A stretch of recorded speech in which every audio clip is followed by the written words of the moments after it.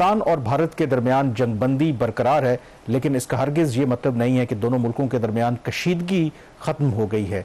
जो दोनों मुल्कों के सीनियर मिलिट्री ऑफिशल्स हैं, यानी कि डायरेक्टर जनरल मिलिट्री ऑपरेशंस, उनके दरमियान पीरियोडिक राब्ते हैं और उसमें ये इत्तेफाक ज़रूर पाया है इनके दरमियान के इस महीने की एंड तक जो इस सीज़ फायर को कंसोलिडेट भी करना है और जो दोनों अतराफ से फॉरवर्ड पोजीशंस के ऊपर ट्रूप्स तैनात हैं उनको पीस टाइम लोकेशंस पर विड्रॉ भी करना है। लेकिन दूसरी तरफ जो पाकिस्तान और भारत के दरमियान लफ्जी जंगबाजी है वो अपनी तौर पर जारी है और मोर इम्पॉर्टेंटली एक तो हमने 4 रोज़ा दोनों मुल्कों के दरमियान जंग देखी जिसका आगाज़ भारत ने किया था। अब उसकी जो दूसरी सूरत है वो भी हमें नज़र आ रही है और इसका खदशा मौजूद था कि ये जो एक प्रॉक्सी वॉर है पाकिस्तान के अंदर वो हमें देखने को मिलेगी। पहले भी हो रही थी लेकिन उसके अंदर हमें तेज़ी देखने को मिलेगी। और शहबाज, इस सिलसिले में 21 मई को अफसोसनाक वाक़या जो पेश आया बलूचिस्तान के ज़िले खुजदार में, और वहाँ पर स्कूल बस को टारगेट किया गया। आर्मी पब्लिक स्कूल की वो बस थी और उसमें कम अज़ कम 6 जो लोग वो शहीद हुए, जिसमें से 4 जो हैं वो बच्चियाँ उसमें थीं और तकरीबन 38 जो अफराद हैं वो ज़ख्मी हैं। कुछ जो हैं वो बड़े एक क्रिटिकल कंडीशन में हैं। और इसमें अब तो रियासत पाकिस्तान ने प्राइम मिनिस्टर हो, ISPR हो, दफ्तर खारजा हो, क्लियरली ये कहा है कि ये काम जो है जो इंडियन प्रॉक्सीज़ हैं, जो बलोच मुख्तलिफ दहशतगर्द तंजीमें हैं, उनको इस्तेमाल करके अब पाकिस्तान को इस तरीके से निशाना बनाया जा रहा है। कामरान, इस वाक़े की जितनी मजम्मत की जाए कम है। देखिए, जंग के टाइम पे मासूम बच्चों को जो इस तरह के जो वाक़यात हैं आपने बहुत कम सुने होंगे। रेयरली इस तरह का कोई वाक़या होता है। 2 ही ममालिक हैं जो बच्चों को भी नहीं बख्श रहे, उनको शहीद कर रहे हैं। एक इसराइल है और दूसरा भारत है, और दोनों के एजेंडाज एक हैं, दोनों की पॉलिसीज़ एक हैं। और जिस तरीके से इन दोनों ममालिक ने गठजोड़ किया हुआ है उससे ये बात ज़ाहिर होती है कि ये जो वाक़यात हो रहे हैं इसके पीछे यही ताकतें लग रही हैं। लेकिन एक चीज़ जिसको हमें क्लैरिफाई करने की ज़रूरत है, बल्कि उससे भी पहले, अगर खुदा न खास्ता, पहले तो हमारी जो अफवाज हैं इस तरह की हरकत करेंगे नहीं, अगर खुदा ना खास्ता यही वाक़या अगर भारत में हुआ होता तो इस वक्त भारत का क्या रिएक्शन होता। उसके मुकाबले में अब जो हुकूमत पाकिस्तान का रिएक्शन है वो एक बड़ा नपतुला रहा है।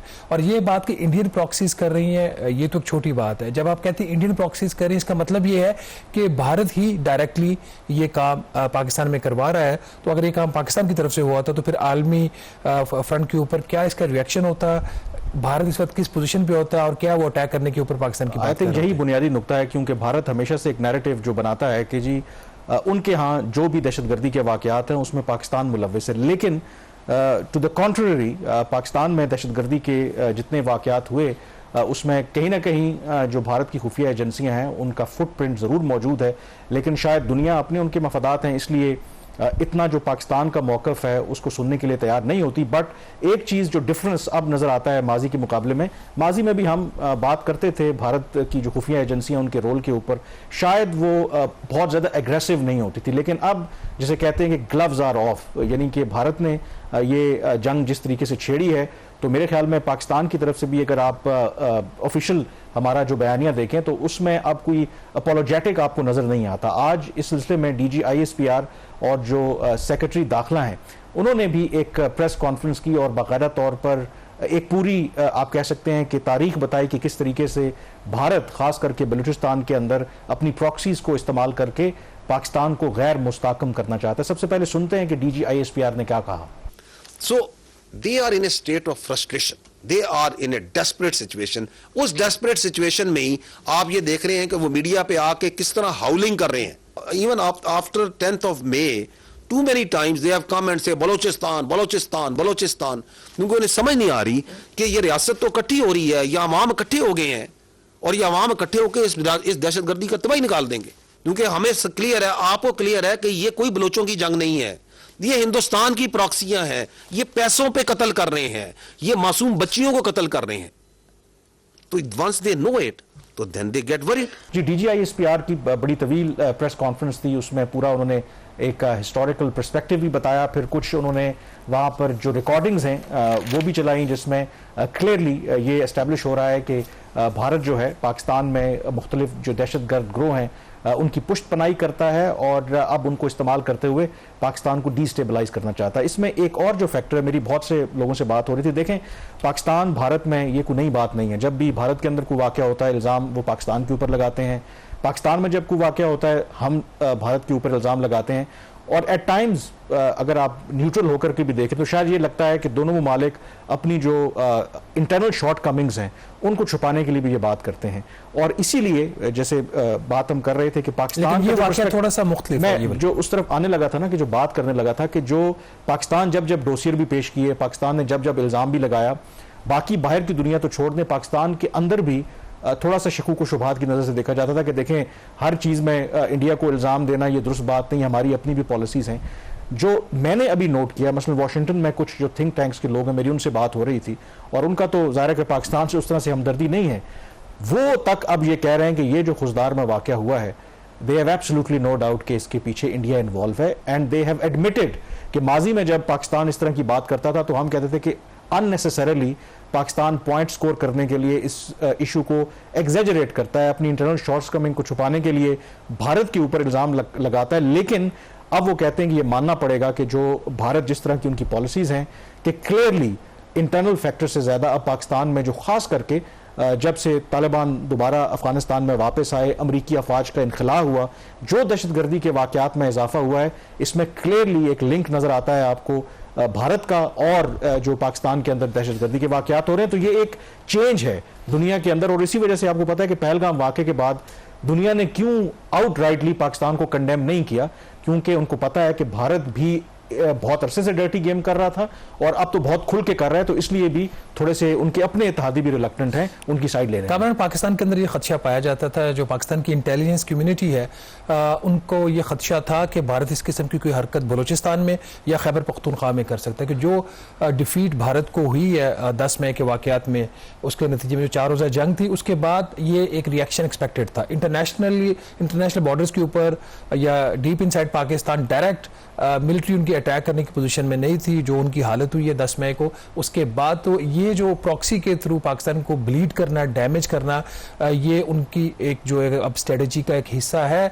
वो बात आ जाती है कि ठीक है, भारत तो ये सारा काम करेगा, हमें अपने जो सिक्योरिटी है उसको ज़्यादा बीफ अप करना, और इसमें जो एक चीज़ अहम जिसका रोल होता है वो आपकी जो डिफेंस की जो नीड्स होती हैं।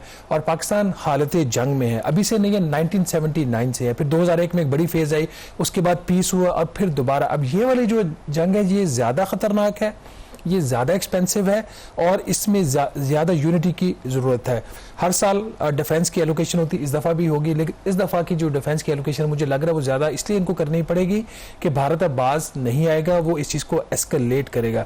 और ये जो एक इंडिजिनस रिसर्च एंड डेवलपमेंट जो है पाकिस्तान को, उस पर फोकस करना पड़ेगा। और बल्कि इसी से रिलेटेड जो आपने एक गालबन स्टोरी भी की थी, जो एक डेवलपमेंट भी हुई, जो भारतीय वज़ीर ख़ारजा हैं उन्होंने नीदरलैंड का दौरा भी किया, और वहाँ पे उनका प्रॉब्लम मकसद यही था कि वो पाकिस्तान को जो वहाँ से कोई सपोर्ट तो नहीं है जो पाकिस्तान प्रोक्योरमेंट्स करता है डिफेंस से रिलेटेड, उसको वो रोके। इसमें जो इंपॉर्टेंट बात है जो आप नुक्ता कह रहे हैं ना, कि एक तो हम ये कह रहे हैं कि जो 4 रोज़ा दोनों मुल्कों के दरमियान जंग हुई, जो ओपन थी, मिसाइल मारे, ड्रोन्स उन्होंने भेजे, पाकिस्तान ने भी जवाब दिया, तो जब आपका दुश्मन सामने से हो तो आपको पता होता है।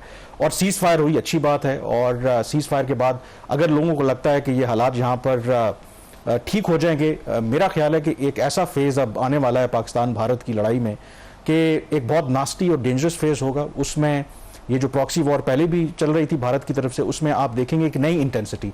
और अब भारत के अंदर, पहले तो वो डिनाई करते थे ना, अगर आप उनके मीडिया को देखें, उनके रिटायर्ड जो आर्मी चीफ हैं, उनके सिक्योरिटी एनालिस्ट हैं, वो ओपनली खुलकर ये कहते हैं कि भारत को अब जो बलोच दहशतगर्द तंजीमें हैं, वो बेशक टीटीपी हो, अफगानिस्तान के अंदर जो जो प्रो इंडियन एलिमेंट्स हैं, उनको इस्तेमाल करते हुए पाकिस्तान को डेफिनेटली तोड़ना चाहिए, अंडरमाइन करना चाहिए। और उसमें वो बिल्कुल भी इवन के आज की प्रेस कॉन्फ्रेंस में एक क्लिप भी उन्होंने चलवाया, जो एक उनके रिटायर्ड मेजर हैं गौरव आर्या, जिसमें वो बाकायदा तौर पर इनकरेज कर रहे हैं कि आप अगर फलां रैंक के पाकिस्तानी अफसर को मारेंगे तो इतने पैसे उसके ऊपर रखें, जनरल को मारेंगे तो इतने पैसे ऊपर रखें। वो खुलकर मीडिया के ऊपर अगर ये बात हो रही है, आप लोगों को इंसाइट कर रहे हैं। हमारे यहाँ ऑन दी अदर हैंड बेशक माजी में एक प्रॉब्लम रहा, लेकिन अब आपको यहाँ पर नजर नहीं आता कि कोई यहाँ पर चौक चौराहे में या टेलीविजन के ऊपर आकर के कोई ओपनली इस तरीके से भारत की किसी क़यादत को, भारत की किसी फौजी अफसर को इस तरीके से उसके ऊपर बाउंटी लगाता फिरे।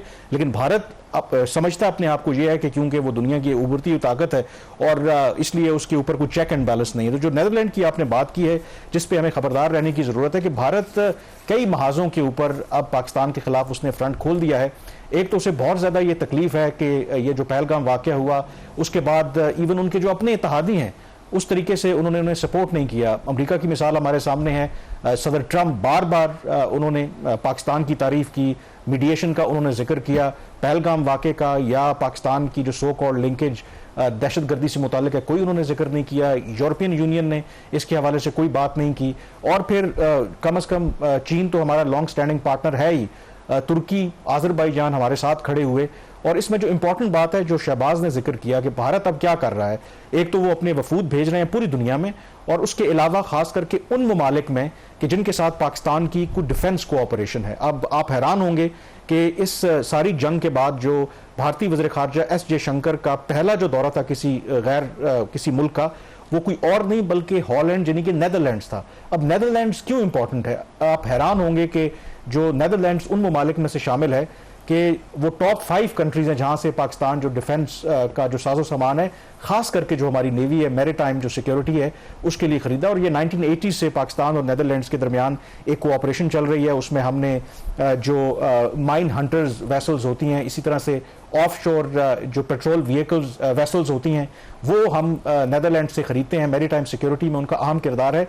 और जो एस जयशंकर हैं, 19 और 20 तारीख को उन्होंने जो विजिट किया नेदरलैंड्स का, उनके प्राइम मिनिस्टर से, फॉरेन मिनिस्टर और डिफेंस मिनिस्टर से बात की, और सिफारती ज़राए यही कह रहे हैं कि नेदरलैंड्स के ऊपर भारतीय हुकूमत दबाव डाल रही है कि आप पाकिस्तान के साथ इस तरह की कोई डिफेंस कोऑपरेशन ना करें। और ये बात यहाँ पर शहबाज नहीं रुक रही, तुर्की ने आपको पता है कि खुलकर पाकिस्तान का साथ दिया। तुर्की के साथ भी उनके एक रिलेशनशिप थे। मसलन उनकी एक कंपनी थी जो उनके कम अज़ कम जो 9 इंटरनेशनल एयरपोर्ट्स थे उनको मैनेज करती थी, उनकी जो कॉन्ट्रैक्ट था इमीडिएटली उन्होंने because of national security cancel कर दिया है। फिर एक बहुत बड़ी तादाद में जो उनकी ट्रैवल कंपनीज हैं, एजेंसीज हैं, ऐप्स हैं, क्योंकि सेहत एक बहुत बड़ा फैक्टर है, लोग जहाँ से जाते हैं तुर्की भी, वो उन्होंने वो इन मास कैंसिल कर दिए हैं और उनके खिलाफ कैंपेन चल रही है। आज़रबाईजान के खिलाफ इसी तरह भी हो रहा है। और फिर इंपॉर्टेंटली जो पाकिस्तान के बायलैटरल जो आपके डोनर्स हैं, मसलन जापान के साथ भारत के बड़े अच्छे रिलेशनशिप है। जापान कई हवालों से पाकिस्तान में आपको पता है कि फाइनेंशियल असिस्टेंस भी और कई प्रोजेक्ट्स डेवलपमेंट जो है वो काम कर रहा है। उनसे भी वो कह रहे हैं कि आप पाकिस्तान को किसी तरह की भी कोई फाइनेंशियल एड ना दें। और इवन यहाँ तक खबर है कि जो गल्फ कंट्रीज हैं उनके ऊपर भी वो प्रिवेल करने की कोशिश कर रहे हैं, क्योंकि गल्फ कंट्रीज हमारी लाइफ लाइन है, फाइनेंशियल हमें सपोर्ट भी करते रहे हैं, और एक बहुत बड़ी तादाद ओवरसीज पाकिस्तानीज की वहां पर भी काम कर रही है। तो आप कह सकते हैं कि they have totally lost their senses, कि उस लेवल पर वो जा रहे हैं। कामरान देखिए, भारत ये सब सारी हरकतें करेगा, जितनी उसको डिफीट हुई है उसको एक जिस तरीके से एक रीजनल एक पावर बना के पेश किया जा रहा था अमेरिका की तरफ से, वो उसका जो भरम था वो टूट गया। इसमें कोई शक वाली बात नहीं है कि जिस बुरे तरीके से भारत को डिफीट हुई है वो अब उस चीज़ को ओवरकम करने की कोशिश कर रही है, सारी हरकतें करेगा। देखिए, जो इंटरनेशनल रिलेशंस होते हैं, जो बायलैटरल रिलेशंस होते हैं, वो थर्ड कंट्री की ख्वाहिशात के ऊपर नहीं चलते। अगर सऊदी अरब हमारी मदद कर रहा है तो हमने भी सऊदी अरब को बहुत जगहों पर सपोर्ट किया। गवर्नमेंट ऑफ पाकिस्तान ने हमारी अफवाज वहाँ पे इंपॉर्टेंट ड्यूटीज़ देती रही है माजी में। यूएई की जो डेवलपमेंट है उसमें पाकिस्तान का बहुत बड़ा रोल रहा है। तो दोनों तरफ से एक म्यूचुअल चीज़ होती है, इसको इतनी आसानी से ख़त्म करना आसान नहीं है। और ये कंक्लूड नहीं कर रहे। देखिए, माजी में भी नेदरलैंड्स के ऊपर दबाव डाला भारत ने, लेकिन नेदरलैंड्स ने उनकी बात नहीं मानी। वो उन्होंने अपने इंटरेस्ट में वो काम करते हैं। तो आई एम श्योर के जो बाकी कंट्रीज हैं वो अपने मफादात को सामने रखते हुए फैसले लेंगे, ना कि भारत जो उनसे चाह रहा है। भारत, देखिए, भारत किस बेस के ऊपर उनके ऊपर दबाव डाल सकता है? एक सॉवरन कंट्री होगी, उसका एक सॉवरन दूसरे सॉवरन के साथ रिलेशन है, या तो एक दुनिया एक नए ब्लॉक में तकसीम हो गई है, खुदा न खास्ता तीसरी उनका व्यू ये है कि देखें जी, भारत जो पाकिस्तान जो है दहशतगर्दों की पुष्टपनाही करता है। पाकिस्तान के अंदर कर रहा है, आप पाकिस्तान को सपोर्ट ना करें तो वो कुलभूषण यादव तो आज तक हमारी हिरासत के अंदर है ना, ये तो एक रियलिटी है।